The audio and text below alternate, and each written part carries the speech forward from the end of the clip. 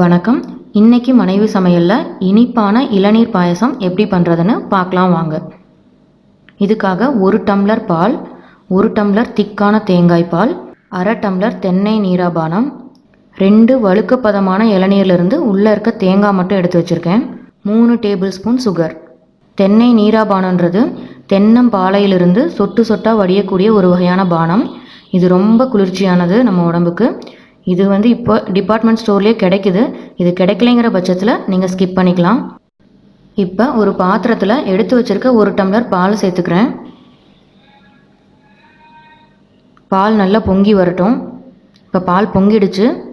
பொங்கினதுக்கு அப்புறமா ஸ்டவ்வை சிம்மில் வச்சுட்டு நல்லா கிளறி விட்டுக்கோங்க. ஒரு 5 நிமிஷம் நல்லா கொதிக்க விட்டுக்கலாம். ஆடையெல்லாம் சைடில் ஒட்டிக்கும். அதை நல்லா உள்ளே தள்ளி விட்டு நல்லா கிளறி விட்டுக்கோங்க, இல்லைன்னா அடி பிடிச்சிடும்.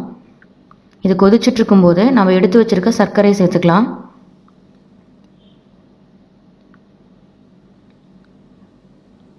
இது நல்லா கலந்து விட்டு 5 நிமிஷம் கொதிச்சதுக்கு அப்புறமா ஸ்டவ் ஆஃப் பண்ணிவிட்டு ஒரு 10 நிமிஷம் நல்லா ஆற வச்சு எடுத்துக்கோங்க.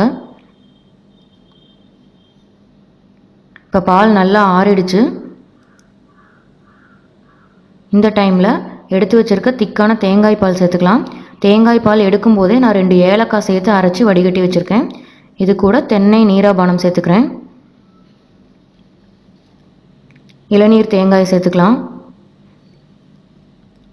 அவ்வளோதான். இதை நல்லா கலந்து விட்டு இது கூட கொஞ்சமாக பாதாம் சேர்த்து ஃப்ரிட்ஜில் வச்சு கூலிங்காக எடுத்து பரிமாறினீங்க அப்படின்னா அவ்வளோ சூப்பராக இருக்கும். கண்டிப்பாக செஞ்சு பார்த்துட்டு எப்படி இருக்குன்னு கமெண்ட்ஸில் சொல்லுங்கள்.